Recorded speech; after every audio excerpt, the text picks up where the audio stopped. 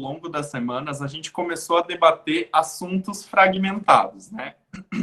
Semana passada, então, a gente começou a falar dos movimentos sanitários, do que isso culminou, que culminou lá na 8ª Conferência Nacional de Saúde, e posteriormente a isso, então, a gente teve a promulgação do Sistema Único de Saúde na Constituinte de 88, né? Constituinte, para quem não sabe, então, é aquele livrinho com a bandeira do Brasil, que tem todas as leis que regem o país. Ela foi feita em 1988 numa Assembleia Constituinte. Então, até a semana passada a gente estudou isso. Daqui para frente, então, a gente vai começar até chegar nos dias de hoje falando em legislação. Eu prometo para vocês que a aula de hoje é a aula mais chata de todas, tá? Por quê? Porque hoje a gente vai falar puramente, o que a gente vai falar é puramente teórico, é puramente decoreba mesmo. É diferente de quando a gente vai falar de outros assuntos, por exemplo, na semana que vem que a gente vai falar de PNAB, que a gente vai falar de estratégia de saúde da família, que são coisas mais palpáveis, né? Que vocês já estão mais habituados de uma certa forma. O que a gente vai falar hoje é puramente lei, puramente regra. Então, já vou falar para vocês que é decoreba, é fazer cartilhazinha para decorar. E é uma das coisas mais importantes que vocês vão precisar para entender. Depois, para concurso, para qualquer coisa, a primeira coisa que pede são as leis ordinárias do Sistema Único de Saúde, tá? Então, como eu falei para vocês, agora a gente vai começar a fazer, então, um resgate histórico. Eu vou seguir uma ordem cronológica até para vocês entenderem melhor e ficar, né, de uma certa melhor compreensão. Então, a gente entendeu que a gente teve o movimento da reforma sanitária, tá? Onde foi discutido, foi debatido, beleza. As pessoas aceitaram, então a gente tem no papel o que é o Sistema Único de Saúde. Na Constituição de 88, que é o artigo principal, que é o artigo 196, isso depois vocês podem acompanhar pela aula, eu também já disponibilizei, quem quiser pode acessar. Mas aqui eu vou fazer um resumão, por isso que eu não vou fazer acesso de tela para vocês terem acesso aos slides agora, porque eu vou falar um resumão mesmo, então não tem como seguir ali. Então, o artigo 196, ele fala que a saúde é um direito de todos e um dever do Estado.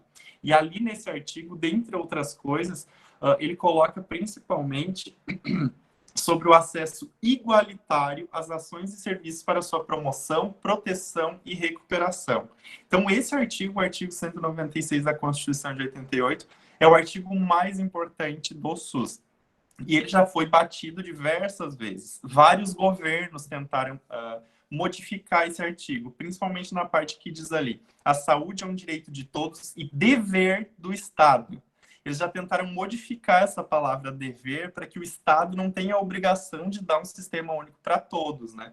Eles já tentaram modificar, já tentaram retirar essa palavra, mas não conseguiram. Então, quando a gente fala em SUS, né, quando a gente fala em Sistema Único de Saúde, o artigo 196 da Constituição de 88 é o artigo fundamental, é o artigo pétreo do Sistema Único de Saúde, onde diz, então, que a saúde é um direito de todos e um dever do Estado. Não esqueçam disso, tá? Pessoal, vocês podem ir fazendo perguntas a todo momento, tá? Professor, vai entrar em pauta sobre os pilares sendo destruídos?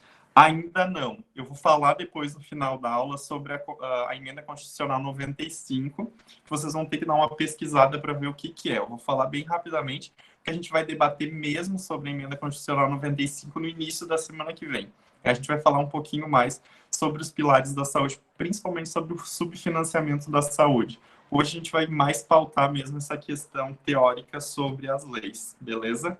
Quando vocês quiserem falar alguma coisa, eu prefiro que vocês falem pelo microfone do que escrevam, porque daí aparece aqui na minha tela que vocês estão me chamando, porque a minha tela é um pouquinho diferente da de vocês, beleza? Passando por isso, ainda na Constituição de 88, coloca, então, que o SUS faz parte das ações definidas como de relevância pública, sendo atribuído ao poder público e suas regulamentações, a fiscalização e o controle das ações dos serviços de saúde. Então, até 1988, falando em linhas gerais, só a educação e a assistência social eram definidas como de relevância pública. A partir de 1988, a gente inclui, então, a saúde como uma atividade de relevância pública, ou seja, onde o governo é obrigado a prover como atividade básica para o ser humano a saúde e a educação, né? Então, a saúde entra em 1988 como sendo de relevância pública. Partido, então, a gente tem que pensar, então, em 1988, a gente teve a promulgação, então, da Constituinte, então ela começou a valer, junto com diversas outras leis, então foi a redemocratização do país, né? Foi quando a gente voltou a poder votar em alguém, quando a gente pôde eleger um presidente, pôde eleger um deputado. Então a gente tem que pensar que o país ele engatilhava nesse primeiro momento, né? Ele estava iniciando o seu sistema democrático. Então, além do sistema de saúde, a gente estava discutindo nessa mesma época diversas outras coisas. A gente estava discutindo acesso à água, acesso a saneamento básico, acesso à educação. Então, várias coisas estavam sendo debatidas em todo esse tempo, juntamente com essa conjuração, então, do Sistema Único de Saúde. Lá em 1990, então, 2 anos depois, então, o SUS começou ali em 1988, já aproveitou alguma parte das estruturas que já tinham do antigo INAMPS, né, que eram aquelas caixas de pensão que a gente já falou que eram próprias para alguns perfis de trabalhadores, e os municípios e os estados, então, fizeram uma construção maior, agregando novas estruturas, enfim, começando a engatilhar realmente o Sistema Único de Saúde. 2 anos depois, então, em 1990, a gente teve a promulgação, então, da lei mais importante, então, que foi realmente o que organizou esse sistema, né? Que é a Lei 8080. Essa lei é extremamente importante. Então, o que a Lei 8080 diz? Então, ela coloca a organização, a direção e a gestão do SUS. Então, né, a gente teve 2 anos que as coisas estavam meio nebulosas, de onde é que ia vir o financiamento, quem é que ia financiar esse SUS para todo mundo? Ia ser o Estado? Por internet não é um Brastemp, está gravando, ok. Colocava, então, que né, quem é que ia financiar esse SUS para todo mundo? Ia ser os estados, ia ser os municípios, ia ser o governo federal. Então, a Lei 8080 veio para organizar isso. Além disso, então, ela coloca que o SUS, então, que a saúde, ela tem a competência das 3 esferas de governo, então, a esfera federal, estadual e municipal, que ela faz uma participação complementar dos serviços privados. Então, por exemplo, hoje em dia, o governo municipal, agora, por exemplo, durante o coronavírus, os laboratórios públicos, eles não conseguem gerar toda a demanda de exames que a população precisa. Então, esse sistema público ele pode ir lá e contratar, então, uma empresa privada para trabalhar para esse Sistema Único de Saúde. Então, essa Lei 8080, ela regulamenta isso. Cria também uma política de recursos humanos, dizendo, então, por exemplo, na unidade básica de saúde pode ter esse e esse profissional como equipe mínima. Senão, eu posso chamar de unidade básica de saúde. Lá, por exemplo, essa camiseta que eu estou hoje, que é do Centro Especializado em Reabilitação, que é um local que eu trabalhei antes de dar aula para vocês, que é um ponto da rede, né? Que ele reabilita, então, os pacientes com deficiência. Então, por exemplo, lá ele dizia, por exemplo, que esse tipo de serviço precisa ter esse, aquele profissional, senão ele não pode ser configurado como um centro especializado em reabilitação. E dizendo, então, também nessa lei, os recursos financeiros, quem ia fazer a gestão desses recursos financeiros, quem ia fazer o planejamento, quem vai fazer o orçamento. E ali no material didático de vocês tem bem certinho discriminadas as principais importâncias dessa lei para vocês terem uma noção. Até aí tudo certo, pessoal? Eu sei, estou indo muito rápido, provavelmente, porque eu falo rápido demais. Vou tomar uma água. Certo. Logo em seguida, então, pessoal, no mesmo ano, junto com a Lei 8080, a gente teve a promulgação da Lei 8142, que também é, né, como eu falei, de 1990. Então, enquanto a Lei 8080 falava basicamente da organização do Sistema Único de Saúde, a Lei 8142 ela fala da participação popular. Porque quando a gente criou esse Sistema Único lá em 1988, a gente falava que um dos pilares básicos do Sistema Único de Saúde era a participação popular, mas a gente não tinha uma lei dizendo.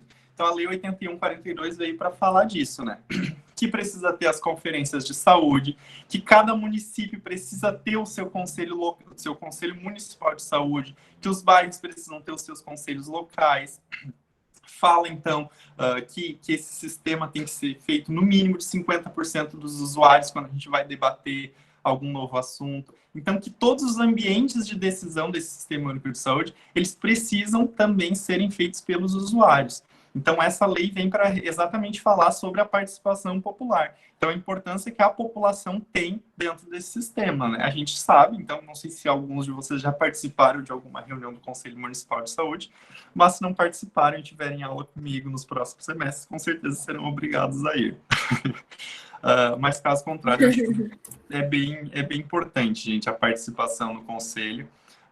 É um conselho, ele é deliberativo, mas ele também ele direciona toda a gestão do município, do estado, enfim, cada esfera desse conselho. E a participação da população é extremamente importante. Isso, em algum momento da história, se perdeu, né? E a gente voltou, então, a bater nessa tecla da participação popular agora na 16ª conferência que teve ano passado. E da importância das pessoas terem noção que aquilo ali é a vida delas, né? O Sistema Único está em 80% da população brasileira, então eles precisam ter noção do que é debatido nesses ambientes. Senão a gente vai acabar daqui a pouco perdendo esse sistema, tendo cada vez mais um subfinanciamento, né? E como consequência dessa perca da população, desse descontrole, a gente teve, né, em 2016, a promulgação da Emenda Constitucional 95, que eu vou falar um pouquinho mais para frente com vocês. Ô, professor, sobre a terceirização do SUS, ele já está entrando em progresso ou não? Na verdade, a terceirização do SUS ele já começa em 1990, ali na Lei 8080, quando ele diz que a gente pode fazer vínculos com atividades privadas. Só que a lei da terceirização mesmo, que veio nos últimos anos, isso aí foi como é que eu vou dizer assim, foi um devaneio do governo que culminou nessa degradação do sistema que a gente tem hoje. Eu tenho uma opinião muito particular sobre a terceirização da saúde, mas acho que não cabe. Mas assim, eu acho que para vocês terem um pouquinho de noção, é importante vocês pesquisarem como que está o esquema de terceirização da atenção primária de saúde lá no Rio de Janeiro. Foi um dos primeiros estados a implementar, né? Então, calma aí, então deixa eu também explicar para vocês o que é a terceirização da saúde. Terceirização da saúde é o governo municipal pegar e dizer assim, não, eu não tenho capacidade operacional ou financeira para gerir um determinado sistema de saúde. Então, por exemplo, lá o postinho de saúde lá do bairro de vocês, né? Então, a SF ou a UBS. Alguns estados já estão terceirizando. Então, o município ele paga uma verba anual para uma empresa X, Y ou Z que ganhar a licitação, e lá essa empresa fazer a gestão, a contratação, enfim, trabalhar nessa unidade de saúde. O que acontece? Quando a gente fala, por exemplo, em atenção primária de saúde, que são os postos de saúde, a primeira coisa que a gente fala é sobre o vínculo profissional e usuário. Então, eu não tenho como criar um vínculo com o profissional e o usuário, sendo que eu tenho uma empresa privatizada que daqui a pouco vai simplesmente demitir esse profissional, ou que tem uma rotatividade, né? Estudos mostram que existe uma rotatividade muito grande de profissionais. A terceirização também, ela degrada muito os salários desses profissionais que estão trabalhando lá. Então, enquanto profissionais de carreira vão ter salários provavelmente 30%, 40% maiores. Então, isso gera também, faz um escalonamento de uma rotatividade muito grande desses trabalhadores em saúde e se perde totalmente o vínculo com essa comunidade. Mas a gente também tem terceirização em outras escalas, por exemplo, as UPAs de Criciúma, né? As UPAs não, só tem uma, a outra vai ser lá no Rio Mane. São terceirizadas também, mas trabalham, mas funcionam, apesar de ser terceirizada, funcionam muito bem. Porque a gente tem que pensar que a atenção secundária de saúde, ela não tem a questão do vínculo, né? A atenção secundária, ela é propriamente atendimento. Então, eu acho que precisa ser muito revisto isso, mas a terceirização de saúde já é uma realidade e ela tende a ser cada vez maior, né? Um dos primeiros estados foi o Rio de Janeiro, São Paulo também já aderiu à terceirização na atenção primária e Santa Catarina começa os primeiros passos, né? Inclusive, esse ano era para ter saído aqui nos municípios da região um consórcio para contratação de uma empresa para fazer a gestão da atenção primária, mas isso foi barrado nos conselhos locais de saúde, nos conselhos municipais, mas a gente tem que perceber que é uma ideia que eles estão tendo, né? Então, eles levaram em consideração essa ideia. Para daqui a uns anos ir para frente, quem sabe por que não, né? Então, por isso a importância da participação popular em saúde. Respondida a pergunta, acho que foi o Matheus que fez, ou Assis. Ô, professor, mas entrando em tese nesse mesmo tema, mas, tipo, a terceirização, ela foi barrada por causa que, tipo, eu acho que o maior problema da terceirização, ela, na ideia principal, ela até que é boa, por causa que, economicamente, às vezes os estados são ruins mesmo, principalmente no Nordeste, mas o problema da terceirização é que tu não tem como colocar tudo num contrato, né? Por isso que ela foi negada. Eu acho que nessa parte, assim, é que ela não deveria ser aceita nunca, porque tu não tem como englobar tudo dentro do contrato. Às vezes tem coisas emergenciais que não podem ser entradas. É que a terceirização ela abre uns precedentes muito perigosos. Porque, por exemplo, assim, é muito difícil, é muito. Por exemplo, assim, quando eu tenho a minha empresa, por exemplo, tenho uma empresa X e eu quero contratar uma segunda empresa para, por exemplo, fazer a produção de 1.000 litros de álcool em gel. Eu tenho no meu contrato que eu vou ter 1.000 litros de álcool em gel, então eu vou pagar para essa empresa fazer 1.000 litros de álcool em gel. Na saúde, eu não tenho como ter uma expectativa de demanda. Então, como é que eu vou colocar no contrato assim? Ah, não, eu te pago, então, empresa, para você fazer a terceirização na saúde, então, no contrato, você vai fazer 1.000 atendimentos mês. Mas se o sistema é universal, eu não tenho como... Ah, daí eu cheguei no meu milésimo paciente, o milésimo primeiro que chegar lá, essa empresa não pode simplesmente dizer assim, não, agora eu não posso te atender, né? Porque acabou o meu contrato com o município, meu contrato, né, previamente colocado. Então, são esses entraves que são muito perigosos para uma terceirização de saúde, sabe? E como tu disse, não tem como colocar tudo em contrato, porque a saúde não tem como mercantilizar a saúde, assim, nesse sentido. Então, é isso. Os contratos abrem muitos precedentes, justamente por abrirem muitos precedentes, tem um excesso de aditivos de contrato, esses excessos de aditivos de contrato podem gerar, de uma certa forma, algum sistema de corrupção, né? Isso já é mostrado em outras escalas, como, por exemplo, a terceirização da educação, é um dos sistemas que mais desviam dinheiro público do país. Então, a gente tem que cuidar muito com esse precedente da terceirização da saúde, sabe?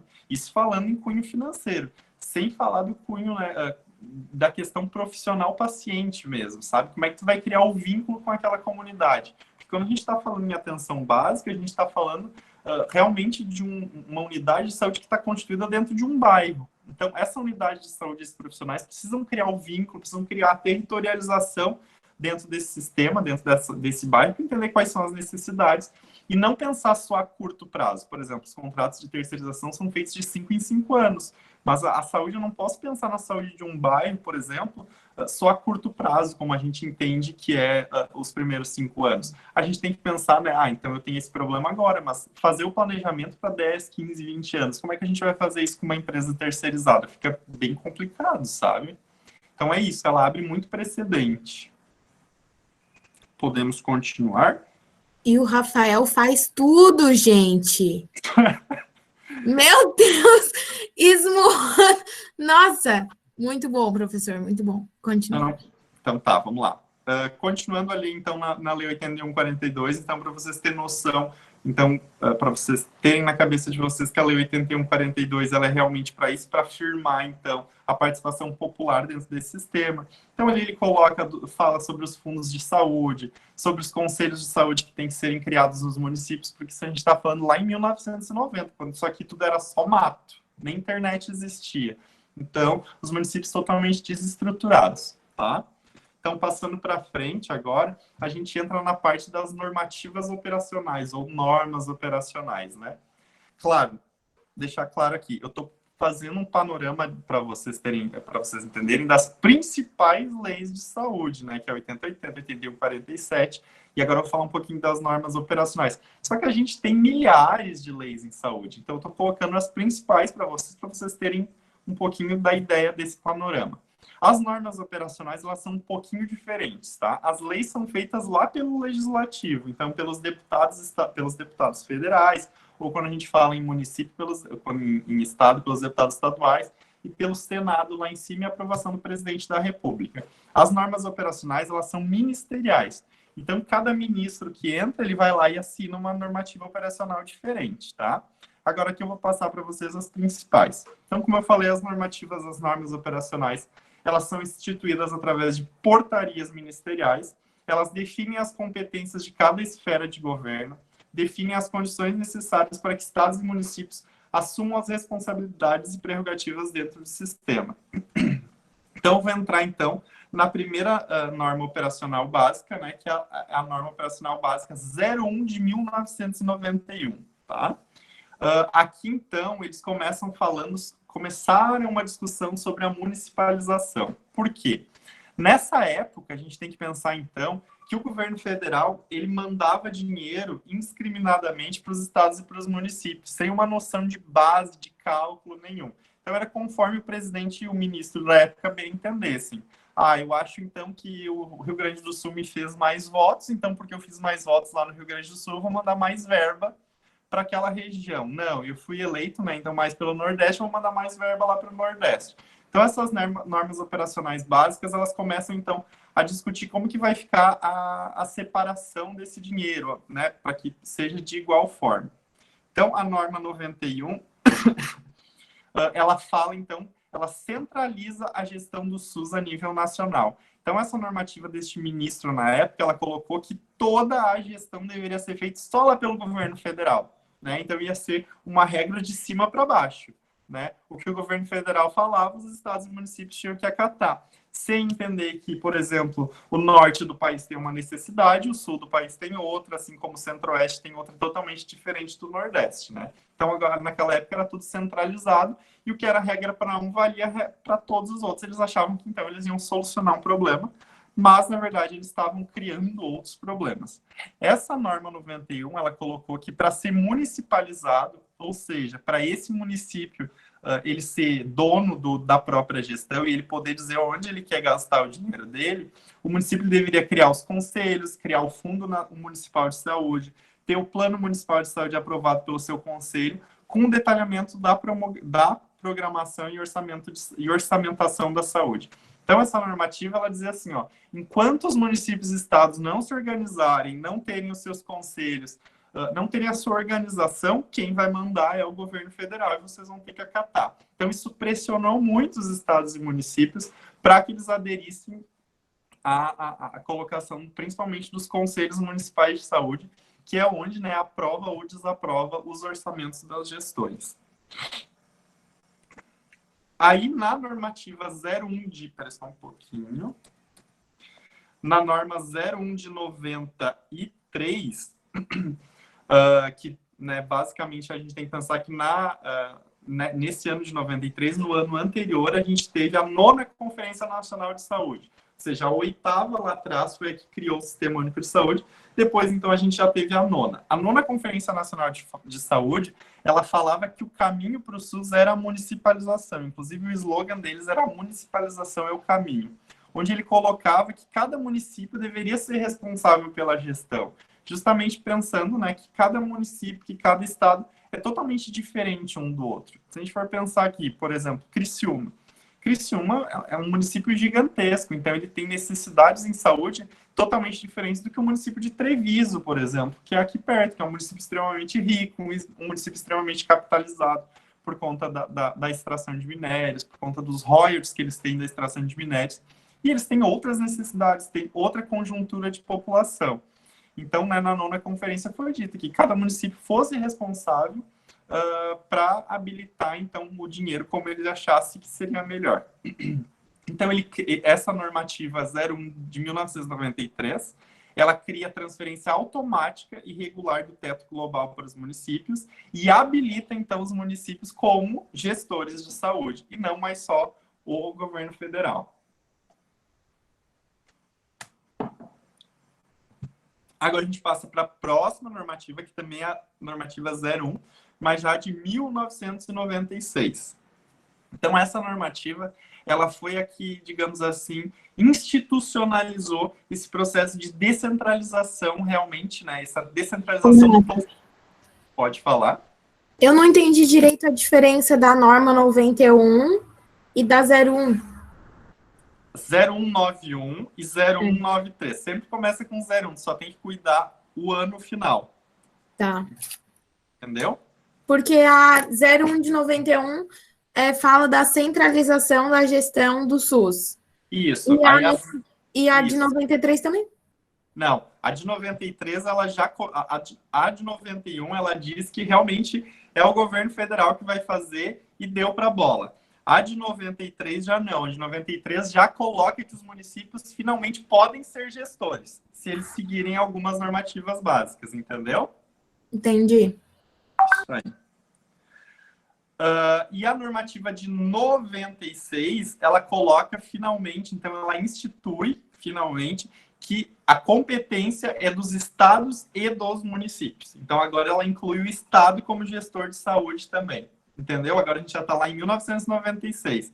E ali ela cria, então, o piso da atenção básica. O que é o piso da atenção básica? É a quantidade mínima dentro de um PIB que um país precisa pagar para a saúde. E ali ele institui o que o governo federal tem que pagar, o que o governo estadual tem que pagar, o que o governo municipal tem que pagar. Então, é a última normativa mais importante que a gente tem nesse processo de descentralização do Sistema Único de Saúde. Entendido? Entendido. Agora a gente já vem para o novo século, século XXI, né?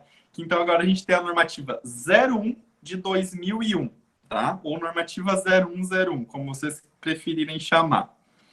Aqui, então, a gente cria, então, o plano diretor de regionalização, né? Que, então ele ordena que os municípios podem agruparem-se entre si e criarem os consórcios que a gente tem hoje, por exemplo. E juntos fazerem a gestão, né, regional de saúde. Então, ela institui que todo município tem que ter... Todo município não, desculpa. Que todo estado precisa ter a sua área... Espera aí que alguém entrou. Pronto. Que todo estado precisa ter a sua área sanitária. Então, os estados param de ser divididos só em municípios, né? Em cada município pensar no seu, e agora eles podem se agrupar e pensar conjuntamente. Então, cada estado cria as suas regiões de saúde. Por exemplo, aqui a gente tem a região de saúde de Criciúma, tem a região de saúde do Vale do Araranguá. Então, é dividido em regiões, e esses municípios podem se agrupar para comprar, por exemplo, produtos juntos, pensar na saúde dos próximos anos juntos. Por exemplo, um exemplo disso, em vez de, por exemplo, se Criciúma sozinho for lá comprar as medicações do Ministério ou de alguma determinada empresa, ele vai pagar, por exemplo, R$5 o valor de cada medicamento. Agora, se ele se juntar em vários municípios, né, por exemplo, 10 municípios juntos, eles forem fazer a mesma compra, na compra geral, eles vão reduzir esse preço, porque eles vão conseguir barganhar, vão conseguir pegar, por exemplo, uma medicação que lá era R$5 para o município por R$2,50. Então, essa normativa 01 de 2001, ela permite que os municípios, então, se agrupem em regiões sanitárias. Entendido?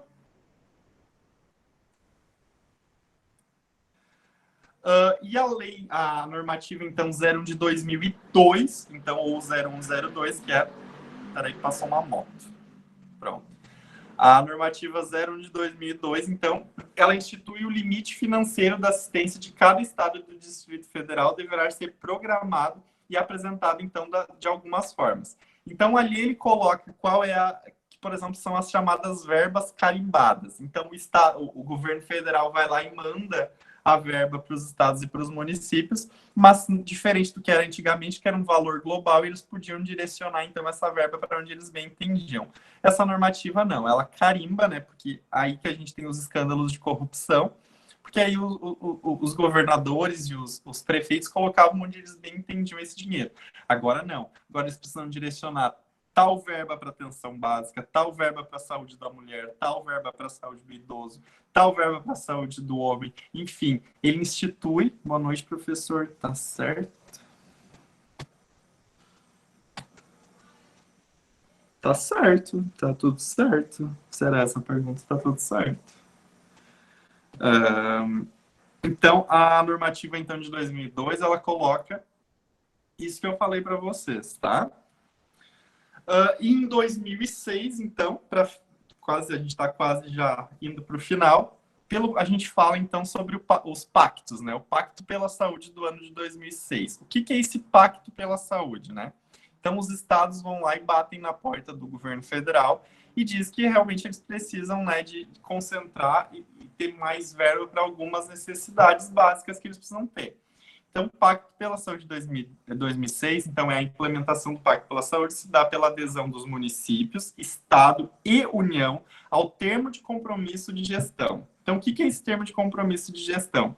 Ele substitui os processos de habilitação das várias formas de gestão anteriormente, então tudo aquilo cai, e estabelece metas e compromissos para cada um, entre a federação sendo renovado anualmente, né? Então, o Pacto de 2006, eles planejaram qual seria a saúde dos próximos anos e o que é de responsabilidade do governo federal, o que é de responsabilidade do governo estadual e o que é de responsabilidade dos municípios. Dentro desse pacto, a gente tem, então, o Pacto pela Vida, que coloca que esses governos precisam ter uma preocupação enquanto saúde do idoso, a saúde da mulher, né, principalmente a questão de câncer de colo de útero e de mama, reduzir a mortalidade infantil e materna, reduzir as endemias, né, com ênfase na dengue, hanseníase, tuberculose, malária, influenza.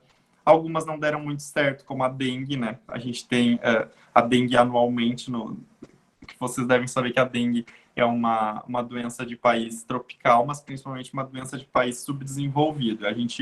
É um absurdo que a oitava maior economia do mundo ainda tenha pessoas que morram de dengue, né? A tuberculose, a malária, a hanseníase, a gente tem um bom controle dessas doenças no país. O Pacto pela Vida, né, que também é junto desse 2006, ele coloca que a gente precisa investir mais na promoção da saúde, principalmente na atenção básica à saúde, que ela é resolutiva entre 80% e 90% dos casos, então podem ser resolvidos na atenção básica. Então, por isso que esse Pacto pela Vida coloca que precisa ser investido na atenção básica de saúde. E em cada uma dessas coisas, cada uma desses itens, eles colocam, então, o que é dever do governo municipal, o que o governo estadual, o que o governo federal precisa fazer. Dentro desse Pacto de Saúde, além do Pacto pela Vida, a gente tem o Pacto em Defesa do Sistema Único de Saúde, que reforça o Sistema Único como política de Estado, então, né, reforçando que é o Estado responsável por promover a saúde da população, mais do que política de governo. Qual é a diferença entre política de Estado e política de governo? Governo muda a cada 4 anos ou a cada 8 anos, se o cara se reeleger.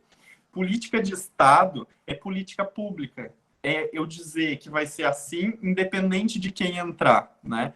No Brasil, a gente tem muito hábito de mudar o nome das coisas simplesmente para criar políticas de governo, né?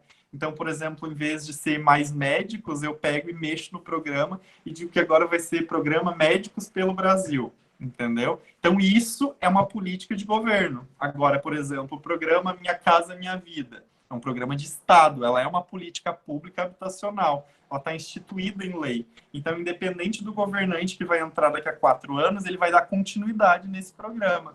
Assim como o Programa Estratégia de Saúde da Família. Ele é um programa de Estado e não um programa de governo. Então, ele não pode simplesmente ser modificado do dia para a noite. Então, né, esse Pacto em Defesa do SUS, ele diz que a gente precisa investir em políticas de Estado, né? Então, que sejam políticas que vão se caracterizar ao longo de todos os anos. E por final, então, né, agora já quase terminando, a gente teve também o Pacto de Gestão, né, dentro desse Pacto de Saúde, que define de forma inequivocada a responsabilidade sanitária de cada instância gestora do SUS e estabelece as diretrizes, então, para as gestões dessa região. Deixa eu ver aqui. Agora eu queria só falar um pouquinho para vocês, antes da gente terminar, 19h43, sobre a Emenda Constitucional 95 de 2016, que foi a Emenda Constitucional que modificou todo o financiamento, né, não só da saúde, mas como todos os outros recursos globais que a gente tem. Então, ele colocou, a Emenda Constitucional 95, um teto de gastos em saúde. Como é que eu vou colocar um teto de gastos em saúde, sendo que eu tenho uma população que ainda aumenta a cada ano, até 2050 a gente vai ter uma ampliação de população no Brasil, sendo que eu tenho uma população cada vez mais idosa, né? Então nossa média de idade no país hoje é de 72 anos, então uma população extremamente idosa, e cada vez menos crianças. Então quem é que gasta mais com saúde? É idoso ou é criança? É óbvio que é idoso, porque, né, tem todas as questões das doenças características dessa faixa etária. Isso significa que se eu tenho um envelhecimento de população, eu vou gastar cada vez mais com saúde. Então, eu não tenho como estabelecer um teto de gastos e dizer que agora vocês só podem gastar até o teto de gastos e depois, né, basicamente, que morram quem não conseguir acessar esse sistema de saúde. Eu não vou falar muito da Emenda Constitucional 95, porque eu quero que vocês pesquisem um pouquinho em noticiários, principalmente em artigos científicos, qual foi o impacto da Emenda Constitucional 95, e tem um artigo muito bom, que é qual é o impacto que a Emenda Constitucional 95 vai ter para os próximos 20 anos. Então, a gente vai ter uma ampliação de mortalidade infantil, as pessoas vão voltar a morrer de diarreia, enfim, coisas desse tipo. Mas eu não quero me estender muito nessa temática, porque eu quero que vocês pesquisem um pouquinho. Inclusive, uma das perguntinhas, uma das atividades que tem para vocês responderem lá no formulário é sobre a emenda constitucional 95. Então é bacana que vocês percam alguns minutinhos só lendo um pouquinho o que ela é, como que ela vai impactar, para na aula da semana que vem a gente aprofundar um pouquinho nessa temática. Agora, então, eu abro para vocês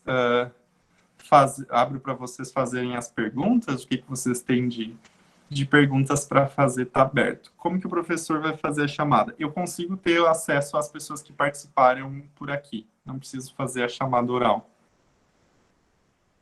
Ô, professor, eu estava lendo eles e eu vi que, tipo, em questão da CNS, eles botaram bastante sobre a biosfera e o âmbito de saúde. Não notar tanto a vida como a saúde em si, mas sim o âmbito de saúde, que engloba muita coisa. O senhor, por que o senhor, tipo, não tocou nesse assunto? Desculpa, cortou o teu áudio totalmente, não consegui te ouvir. Tipo assim, em questão de âmbito de saúde, principalmente, tipo, a CNS, elas pararam de focar tanto em saúde e começaram a focar muito em âmbito de saúde, que daí englobava tudo, a qualidade de vida da pessoa. Sim. Então, mas aí nesse quesito, ele foi melhorado ou não? Com o passar do tempo entrando mais gente na coisa, eu não consegui, tipo, lendo os artigos eu não entendi essa informação. Porque, tipo, esse âmbito de saúde, ele foi tocado como tema, mas a gente sabe que no Brasil tudo se começa, mas nada se termina, né?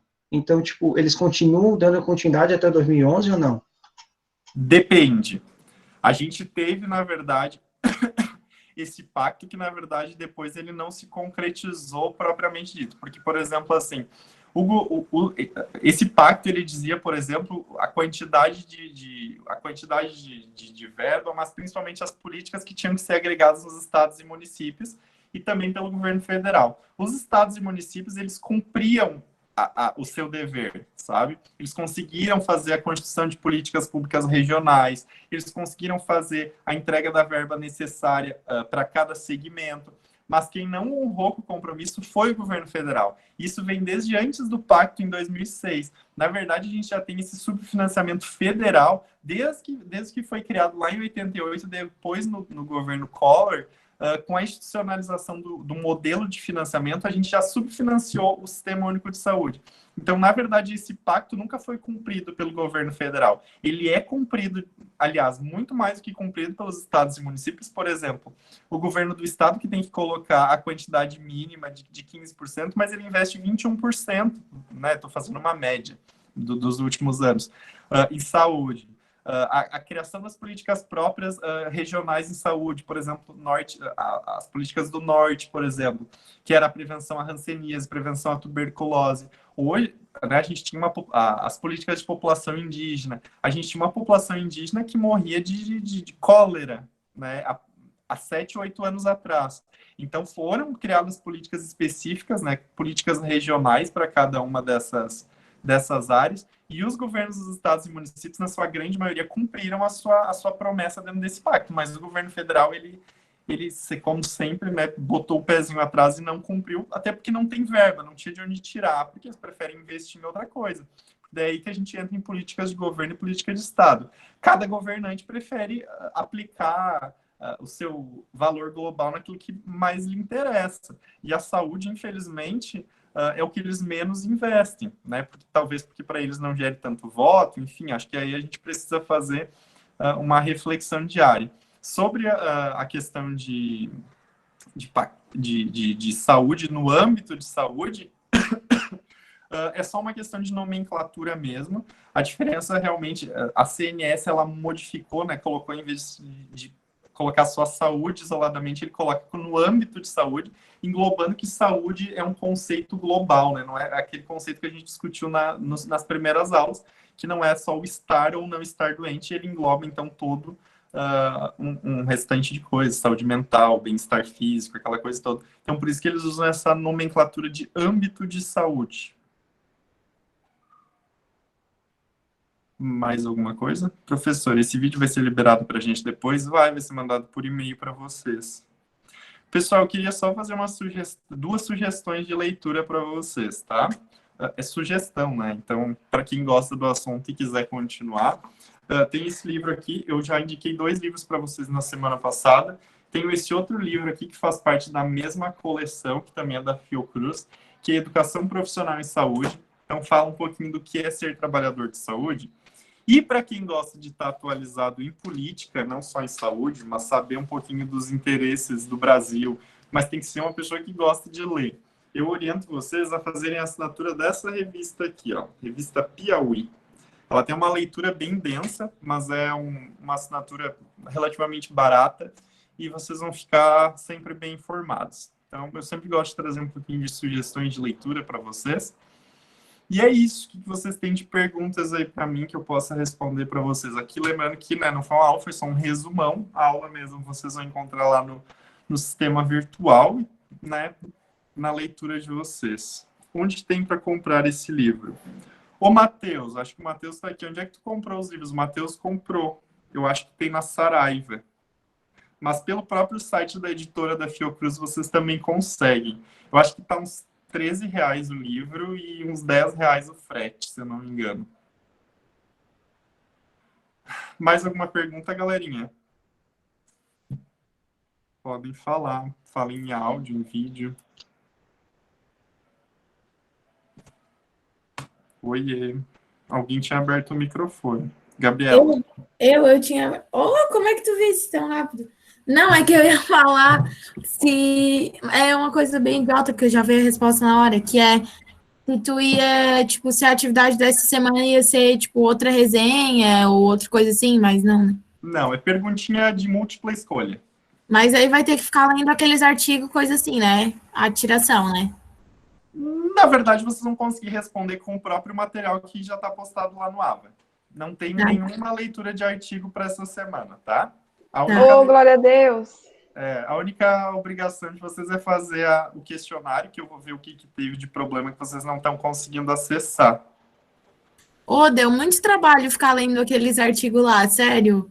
15 páginas, meia hora para ler 15 páginas. Eu entendo, mas vocês precisam se familiarizar com esse tipo de linguagem científica. Os primeiros artigos que vocês pegarem para ler, vocês vão demorar 1 hora para ler cada um. Vocês vão ver que daqui a 1 ano e meio, 2 anos, vocês vão estar lendo um artigo em 15 minutos, nem isso. Mas vocês precisam se familiarizar com a linguagem científica. Porque a gente não pode ter um debate ou uma discussão com base no que eu acho, né? É com base científica. Tá. Achar, cada um tem a sua opinião, mas a gente precisa ter dados e onde é que a gente encontra dados? É no discurso científico, né? É na ciência. Então, vocês precisam se habituar a ler em ciência, que é através dos periódicos, através dos artigos científicos. Eu sei que é chatinho no começo, mas vocês vão ver que daqui a pouco vocês vão pegar a manha de ler artigo. Ô, professora, a Duda Risati, não sei quem é essa louca, disse aqui no grupo que caiu a internet e não vai mais conseguir entrar, que é para te avisar. Tô avisando, tô sendo legal. Tudo certo, muito obrigado. Mas vocês vão receber por e-mail a cópia desse vídeo aqui. Em péssima qualidade de imagem, inclusive. Não, mas é melhor aquele do YouTube mesmo. Vamos fazer uma votação no Whats. Não, mas votação não, o que tu achar melhor e deu. Semana que vem vai ser pelo YouTube. E a gente vai se adaptando conforme o tempo for passando. Pessoal, outra coisa últimas coisas para falar para vocês. Qualquer dúvida que vocês tiverem ao ler o material, ou que começar a surgir na cabeça de vocês, vocês podem me mandar por e-mail ou no WhatsApp qualquer hora, que eu respondo. Acho que alguém até me chamou essa semana para responder algumas coisas. Às vezes eu não consigo responder na hora porque eu estou dando alguma outra aula, ou estou tendo alguma aula também, mas sempre que dá, eu respondo vocês, ou por áudio ou por texto. Então podem mandar sem problema nenhum mesmo, tá? Podem mandar por e-mail, mandar no WhatsApp, mandar no grupo, como vocês bem entenderem. Então não fiquem com vergonha, porque como a gente não está de forma presencial para vocês estarem perguntando, a gente sabe que a aula presencial é um pouquinho diferente, né? Mas vocês podem me perguntar toda hora que vocês bem entenderem, beleza? Certo. Então, última coisa, quero convidar vocês, mas eu vou mandar no grupo depois para vocês gravarem, né? Durante a semana eu mando. Mas na quarta-feira que vem, às 8 horas, eu vou fazer uma live com a Giovana, com a Gi.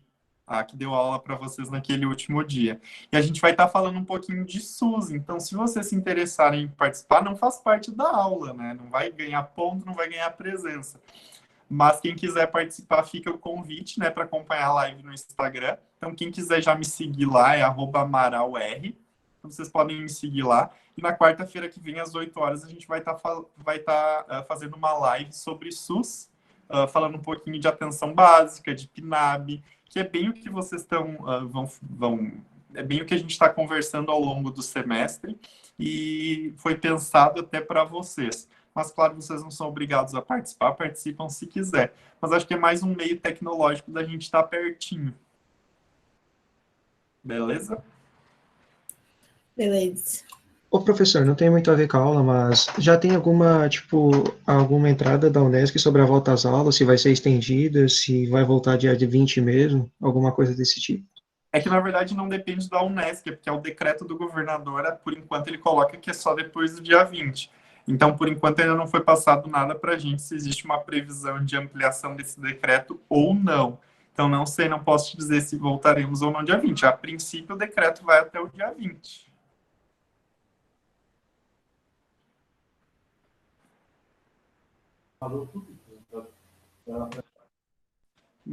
Mais alguma pergunta, gente? Acho que é isso, então. Fiquem bem, se cuidem. Assistam a live da Marília Mendonça hoje e a do Pedro Sampaio amanhã. Porque acho que vai estar legal. E qualquer coisa, estamos aí. Se cuidem, galera. Beleza, obrigada, professor. Tchau, prof. Beijos. Até mais. Tchau. Até.